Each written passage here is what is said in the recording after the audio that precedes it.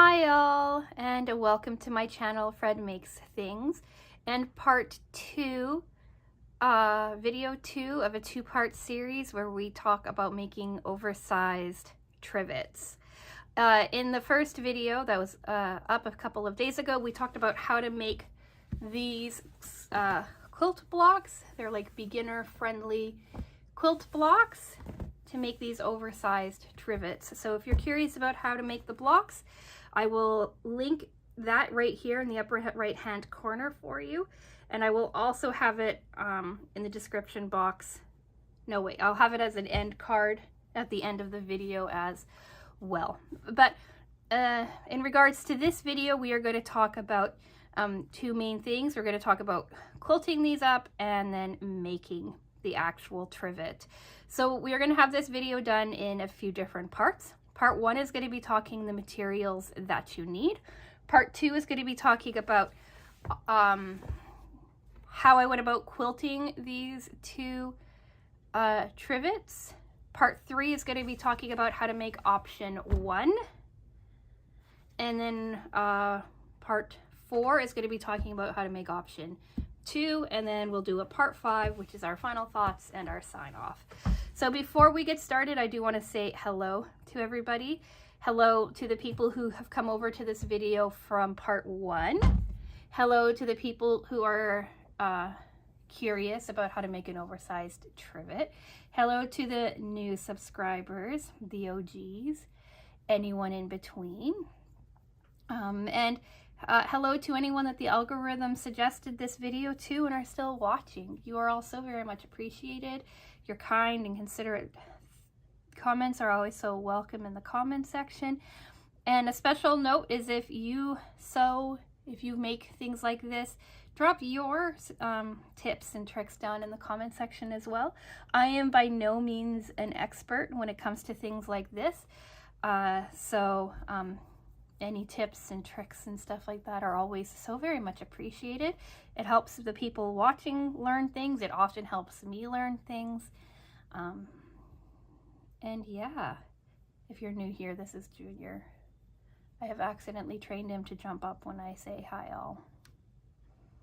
But he's so cute, you can't just say no to him.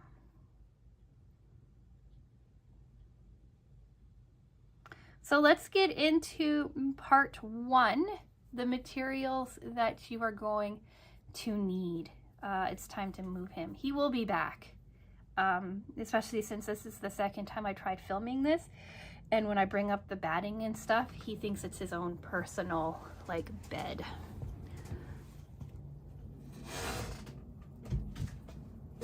So, part 1, the materials you are going to need.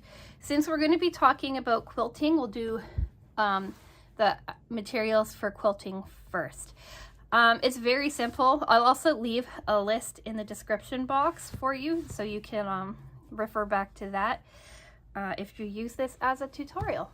So, I guess if you use this as an actual tutorial.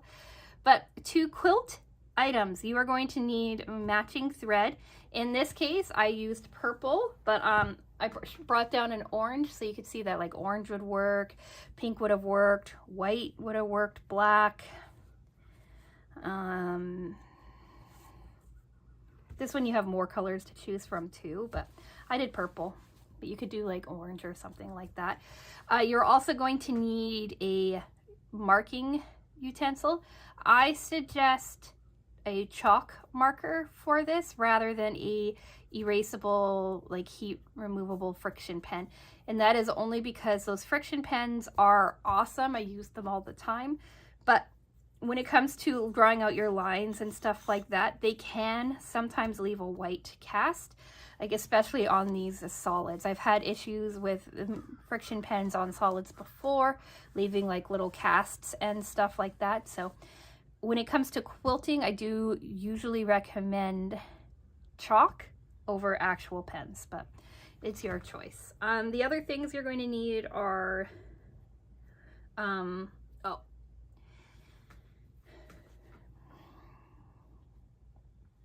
you could also use masking tape as well. We're going to talk about a masking tape method that I use a lot, especially for straight line quilting, which is basically all that I do. And then you're going to need pins, and if you're going with option B and sandwiching everything together to make one thick mat, you're going to want safety pins as well. And then when it comes to making the actual trivets themselves, you're going to need 2 14 by 14 inch squares of cotton fabric. I use quilting cotton. Quilting cotton is some of the most readily available cottons out there, so there's a good chance that's what you'll be using. But cotton is better over anything else. You're going to need some sort of batting as well. You're going to want either 2 squares of 14 by 14 inch cotton batting, or 1 square of that and 1 square of like Insulfleece, Insulbright, something like that.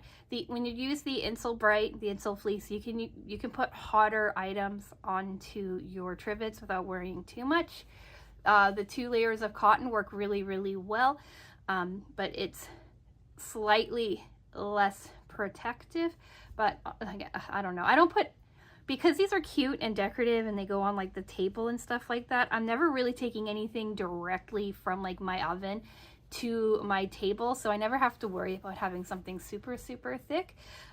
So if you just have cotton batting, that is fine. The cotton batting that I have here is Wrap in Zap by Pellon.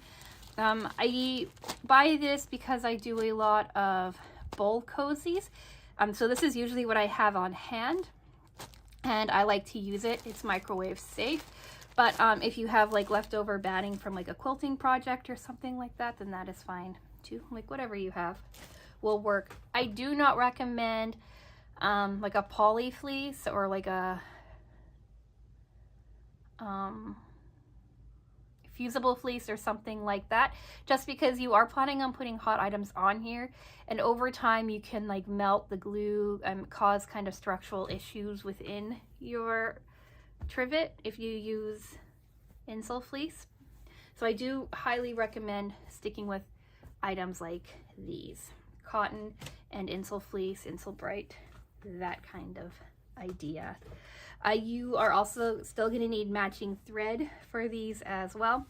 And if you are doing option B, you are going to be wanting about 60 inches by 2.5 inches of fabric to make into binding so you can bind your trivet. Option A is not bound. Option B is bound. So I believe that is all for materials. If, as I keep talking and there's more things, the description box is going to have everything actually properly listed out for you. So check back on that. So now let's get into part 2, discussing the quilting. I did 3 versions of quilting on this. I did the regular straightforward cross hatch kind of standard quilting. Then on this one I did straight line quilting that's slightly more decorative. Very simple. See, like this is not a good time for him. Baby cat.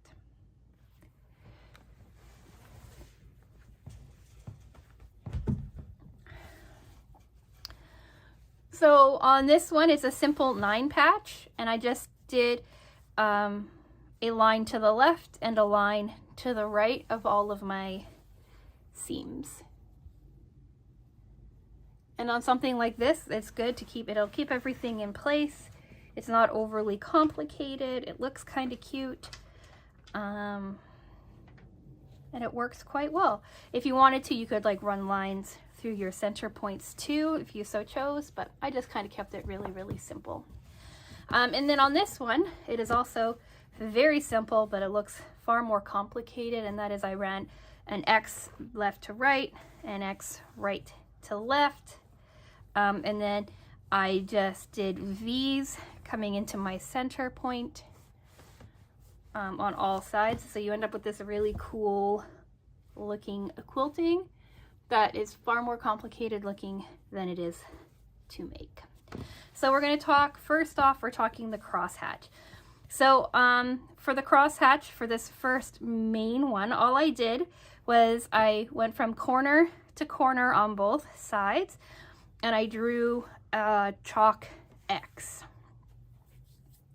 Then I sewed down that chalk X. I pinned it in a couple of places as well, but I'm only doing 2 layers here. I did the pumpkin layer, and then I did the either the fusible fleece or the batting or the insul layer. I don't remember which was which, but I took 2 layers. So I took the cotton layer and I took one of the 2 layers of my interior my batting layers, pinned them together, and then did the cross hatching. So I drew left down to right, right down to left, sewed those together to kind of create stability, and then I took my ruler and I marked 1.5 inches out from the one line, drew a line, marked 1.5 inches out, drew the next line, marked out, and so on and so forth. I did one side, then I did the other side. I quilted it all together. And a good way, if you're just doing something simple like this, is if you go down like right to left. When you come up, you go up, and you go like, or left to right. If you come up, you go like right to left, and then you go left to right, right to left, kind of back and forth where you start, as like kind of like a zigzag, and that helps keep everything from shifting too much and causing puckering and stuff like that. That works especially well like when you're sandwiching your fabrics and stuff, so you're not having too much like back and forth wiggle room. When I did all of my one side, then I went to my other X, my other diagonal line, and I did exactly the same thing, 1.5 inches out. Here's a photo kind of showing you all 3 steps, I think, that you can see. You can see that I've sewn some of my lines down. I've written out some of my other lines, and there might be some blank spaces too in the photo. I don't quite remember, but it's very simple. It's very straightforward. And if you're working with, so because there can be shrinkage with this in the first place, I didn't bother to square or clean up my edges yet in these in this step. Here's a picture of it before squaring it out or anything like that. Like if you saw Wednesday's video, or if you came over from Wednesday's video or what have you, you know, in that video I said don't worry about squaring anything. Don't worry if your edges are a little bit wonky. We're going to quilt and then we're going to square everything up. I intentionally made these blocks large, and I intentionally built in at least 1 inch of wiggle room for us to be able to fix things up. So in the quilting process, you can always lose like a little bit to all of the quilting, right? It can kind of shrink your stuff in. So I don't worry too much about how clean my edges are when I first start, because I know I'll clean them up when I square everything out. So I forgot to mention that at the very beginning, but don't worry like how it looks just yet. The crosshatch works quite well. It looks quite cute, and you can make them as wide or as shallow or however you want to make it look, to make it work with the project that you're doing.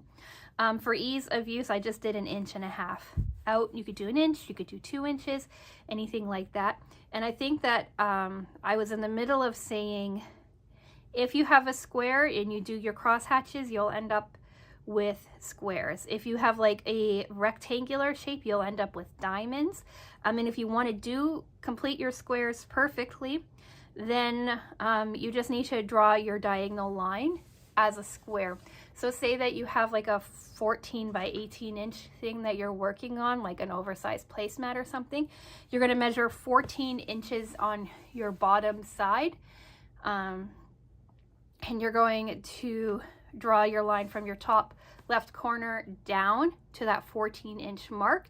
And then on the other side, you're going to do the same thing. You can either start at like your bottom corner, mark 14 inches up on the other side, or you can start on your other corner, what have you, but you want to start at 14 inches or an even number. So if yours is like 10 by 12, you want to start 10 inches in on like your bottom side if you're starting at your top corner, that kind of idea, and that will square it. If you like the idea of diamond shapes, and I love diamond shapes, I do a lot of diamond shapes in my quilting, then just keep like the dimensions that you do and then run your diagonal that way.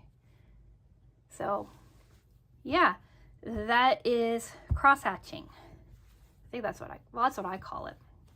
The other thing that we did, like I just said, is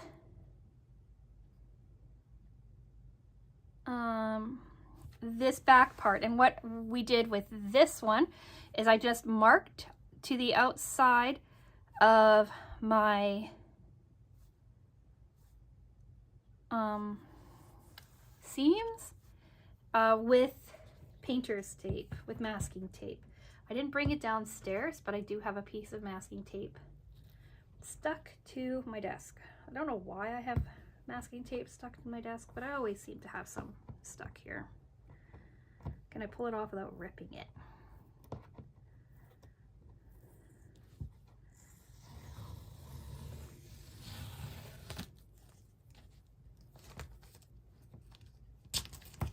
It has paint on it, so I'm thinking it was from a paint by number or something that I did. So with this one, I lined it up in the center of my seam, and I sewed right up against it on one side. Right, you can see, right, here's the paint, or here's the masking tape. I just ran my needle, my stitch right along that side, and then it looks like I forgot what I was doing and ran it the width of my presser foot down on the other side. Is that what I did on all of them? It is. Huh. Interesting. So again, like if you look down here, it's sewing right along here, and then the width of the presser foot there. I wonder why I did that.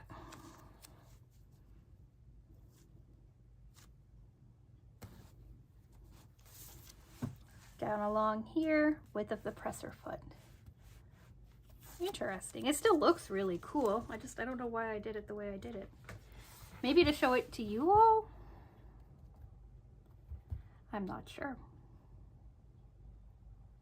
But anyway, this is a simple way of quilting. Again, it's 2 layers. It's the quilt block that we made, and then it's either the fuse or the Insulfleece or the cotton batting as a separate piece, so that you can have 2 kind of quilted looks on the same thing. And I really like using masking tape. You don't lose your lines like you might with chalk. You can do some really fun shapes with it. You can have a lot of fun with just masking tape. And you can use it over and over and over again before you lose stickiness on it. Like, he doesn't even ask for permission. He just jumps up and says, "My video now."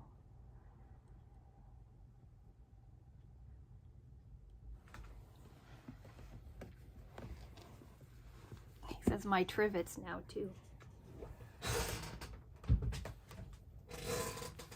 All right, 3rd version of simple quilting. Now this is sandwiching.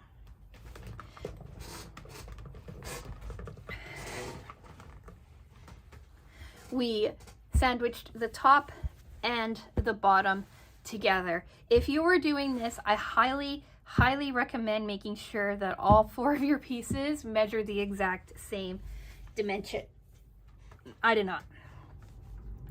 And what you're going to do with this is you're going to have your Insulfleece on one side, your cotton batting on the other. You want to have silver side pointing up. I forgot to say that before, but you want your silver side pointing up, because that's like the heat reflective bit.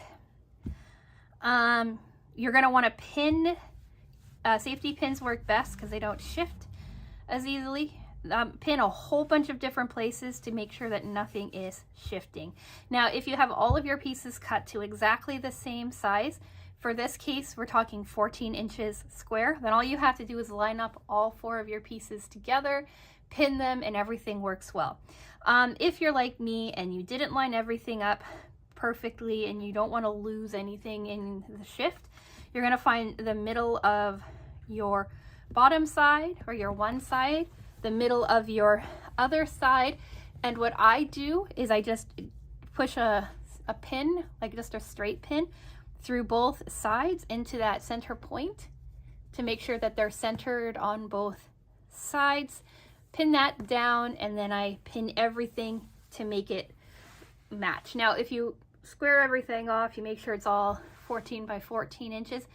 You don't have to do that step, but if you're like me, one of the sides turned out to be like 14.5 inches.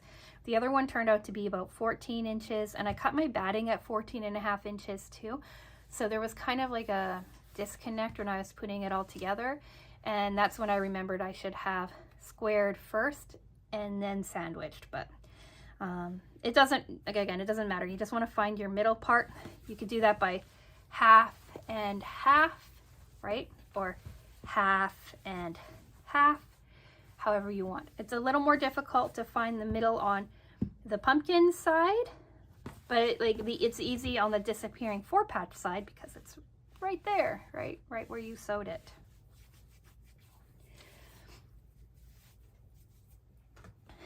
So with this one, I sewed it on this side, the disappearing 4-patch side, because we have a very obvious point that we're matching things into.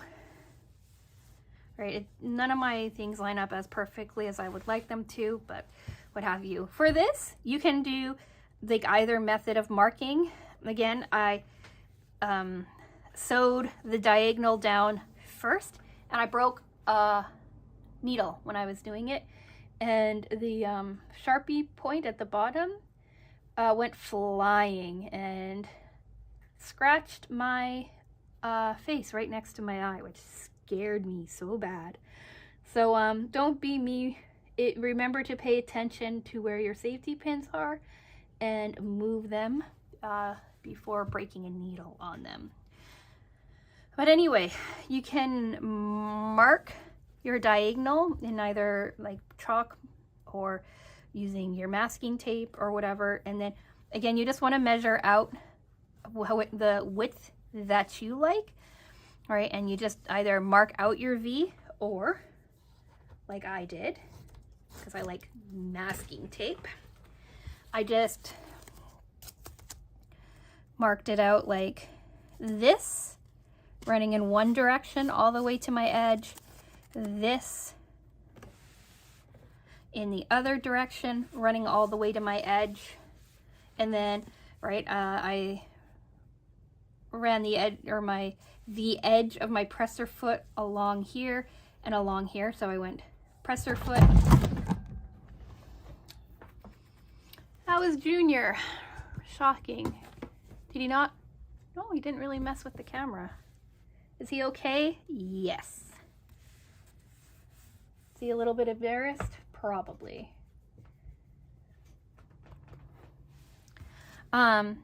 Here's a photo of what I'm talking about, right? Of my machine with a presser foot, so you can see where the needle is, where the edge of the presser foot is, and how these are coming together. I took a photo of this when I was making the other one of the other quilt things. Not this one, because on this one specifically, because you're sewing through 4 layers of fabric, I did use my walking foot. You don't have to, and we'll talk about that in a second too. But you just do this, and you go down and up, then you move your tape up.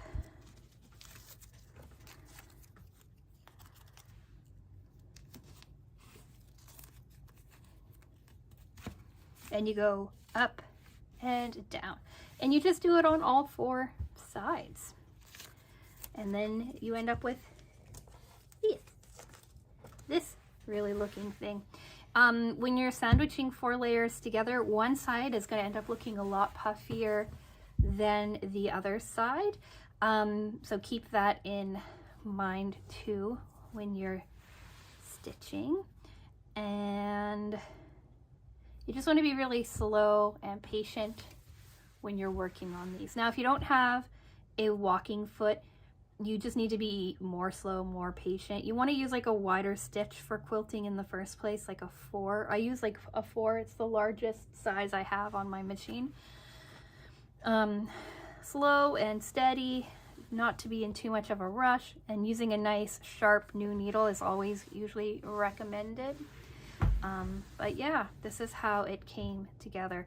I know you don't need a walking foot because I just used standard feet on my binding and it worked all right. Like my machine is a bit of a workhorse, so you just need to be slow and steady and patient with it, and everything will come out fairly nicely together. So yeah, those are 3 different ways of quilting up your blocks. 3 different patterns, pretty simple, pretty straightforward. And all you really need is either like a chalk pen, some sort of chalk, or masking tape.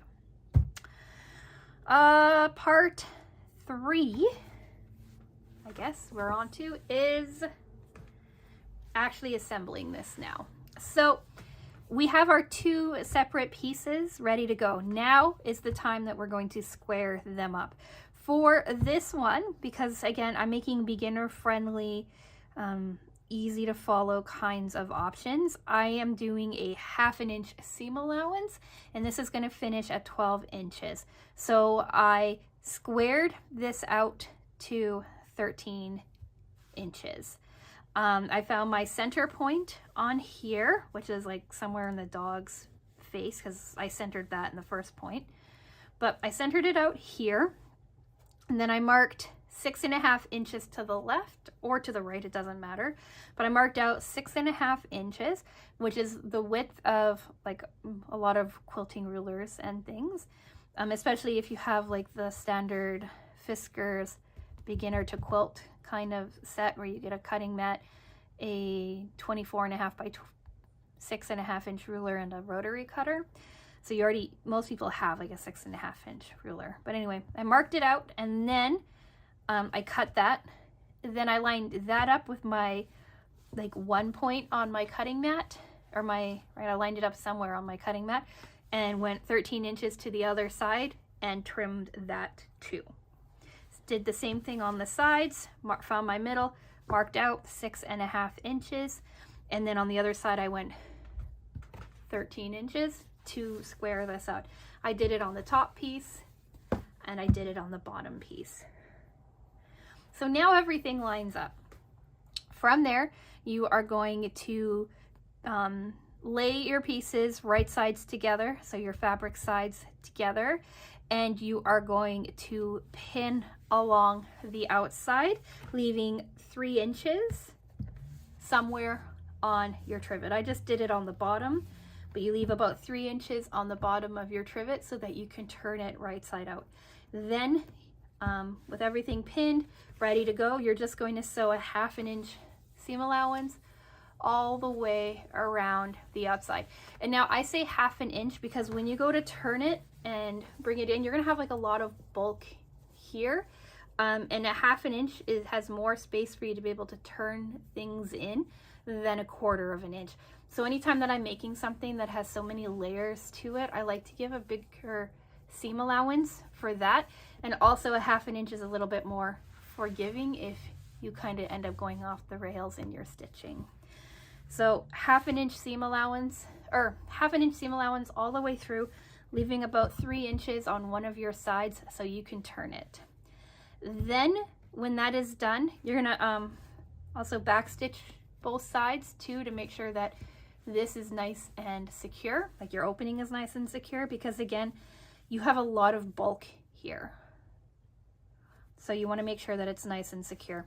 Then you're going to trim your corners so that, and you can turn them out and have them nicely pointed. and then you're going to turn it right side out. You're going to use some sort of turning tool, like the edge of a blunt pair of scissors, a chopstick, an actual official turning tool, anything like that, anything that will help put a point out without breaking through your corners. You're also going to run that along the seam too, to flatten all of your seams out, make them nice and straight, make them nice and clean. And then you're going to iron it flat, right? Iron one side, iron the other side, especially because these two sides are not attached to each other. You want to make sure everything is nice and flat, and you want to make sure that your seams holding everything together are nicely set. As you're ironing, you're going to want to turn your opening in. What I do is I turn one side in, iron it, turn the other side in, iron it, pin it a bunch of times or clip it a bunch of times, right? And let it cool and set so that it's nice and clean here. And then I'm going to iron it all once again, both sides, just to make sure. And then I'm going to run a 1/4 inch seam allowance all the way around. You could do less, or 1/4 inch top stitch, I should say. You could do less if you want to. I wouldn't do too much more because you're trying to catch all of this in here. If you want to reduce some of the bulk, you can cut down some of your seams shorter if you want to. But yeah, and then I use just my standard sewing foot for this, and it caught everything pretty well. There's no issues. Everything is nicely cleaned. And the most important part is down here where my opening is. It's all caught up nicely. It's not going to fray or anything like that. This is starting to get ridiculous.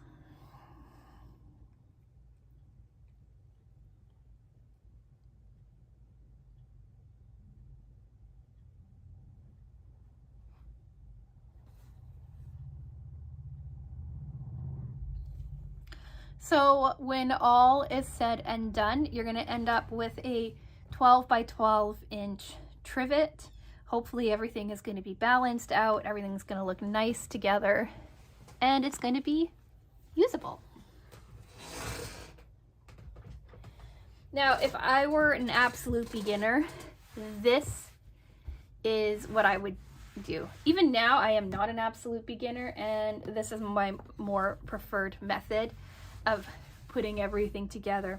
If you were concerned about the two sides like really coming apart and giving you issue, you can choose a couple of spots just to run like a couple of stitches, like hand stitch a couple of stitches through on each side, kind of tack it down together. But I have not had any problems with any of that.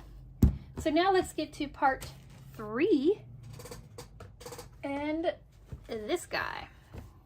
So because we are not doing any seams really that we have to worry about a seam allowance on, I trimmed this down to 12.5 by 12.5. This one is finished at 12 and the other one is finished at 12.5. So you can kind of see the difference there.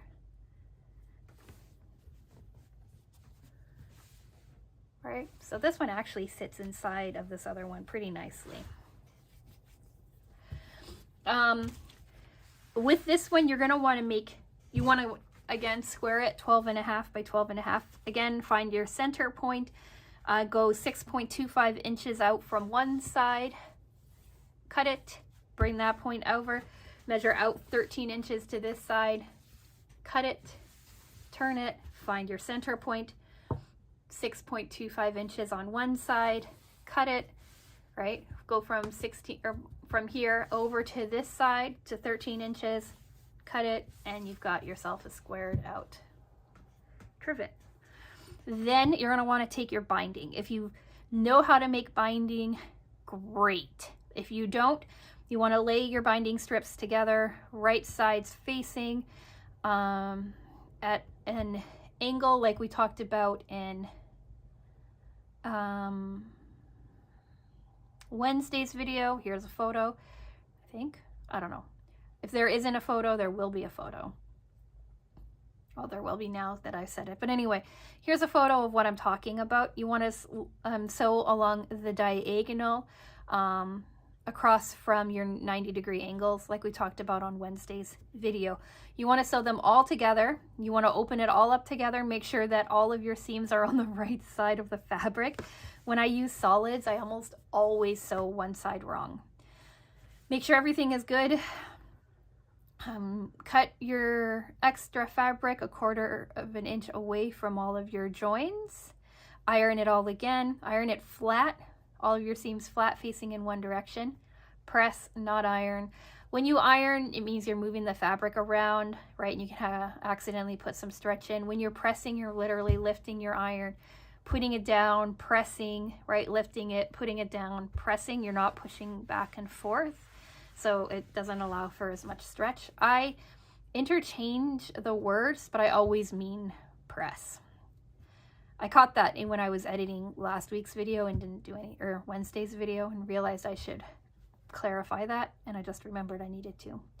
But anyway, you want to make sure all of your seams point in the same direction when you're pressing. Then you're going to take that strip and you're going to fold it in half. So your 2.5 inch strip becomes 1 1/4 inches. You're going to press that down all the way along the length of your strip. Like I said, you're going to need about 60 inches of fabric to go around here with enough gap so that you can do your join. Now, I am not good at binding. I am always impatient, and I always end up finishing the binding a little wonky. And I always try to stitch my binding down, and then I always have to go back in and hand stitch some pieces down. So I recommend just hand stitching it down. I do as I say, not as I do kind of a situation. I am going to link in the description box a couple of videos that break down how to do binding really well, because I am not great at it, and I don't want to explain it to you and then have something go wrong because I said something weird, I said something wrong in the video. So I have you set up for you to start out your binding. Check out those videos in the description box to learn how to do it properly. But basically how I do it is I leave myself a nice long tail on one side, right? So my tail starts up somewhere near the top here. I leave like a nice long tail. I start sewing my binding down 1/4 of an inch in. When I hit my corner, right, I measure 1/4 of an inch by 1/4 of an inch in. When I hit that, I turn my trivet or my project to the side, shrink down my stitch length on here. It's usually a 2, a 2.5. Again, my stitch lengths go from 1 to 4, so it's like right in that middle point. I go down to like a 1, 1.5, so like a really thin stitch point, and I stitch from the corner all the way down at an angle to make a 90, or to make a nice 45-degree-ish angle.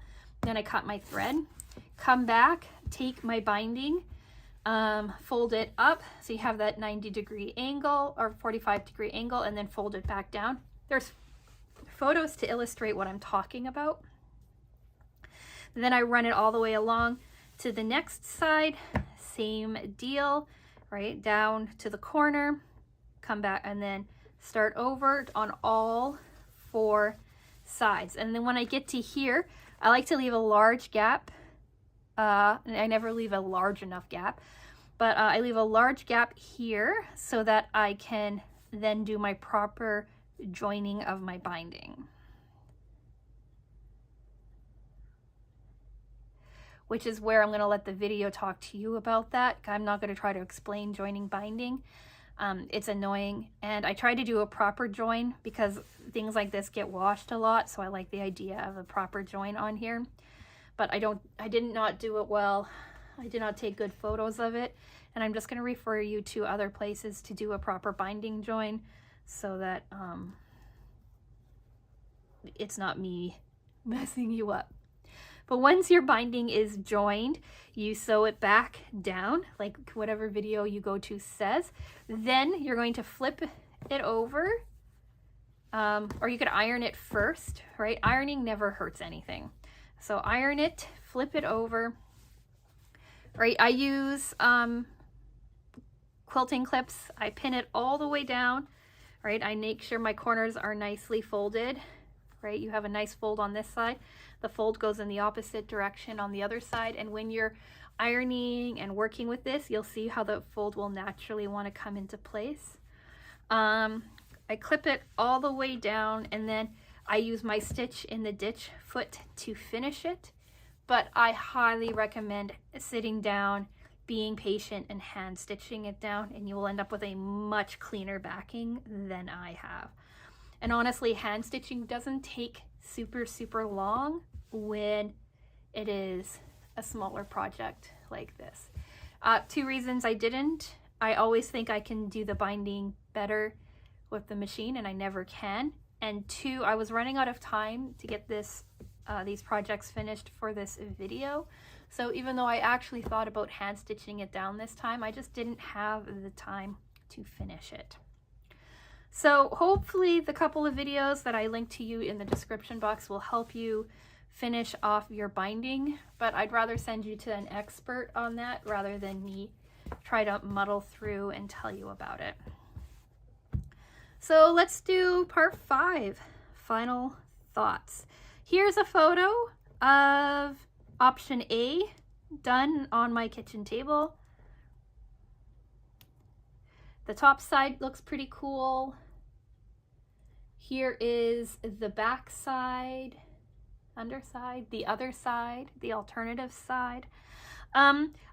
In projects like this, I like to make them reversible. You don't have to. If you want to have one side solid, the other side patterned, great. If you want to have both sides solid, also great. Things like this, projects like this are always really cool because they're always so diverse in options. Here's option B, the bound side. The top is the exact same pumpkin as the first pumpkin, but I used a 9 patch and then cut it down into pumpkin shaped. Again, that is from video 1 if you're curious about that. Here's the back side, and this is just a straightforward disappearing 4 patch. Wait. Yeah, disappearing 4 patch. Again, the instructions for those are in video 1. Also, it's on Sewers Club's website because it's a blog post from Sewers Club. But this is how they both turned out. Here's a plate on option A and a plate on option B at the same time, so you can kind of see the slight difference in size, but they are large enough to hold my Dutch oven, the one thing that would come out of the oven and maybe make its way onto the table at some point.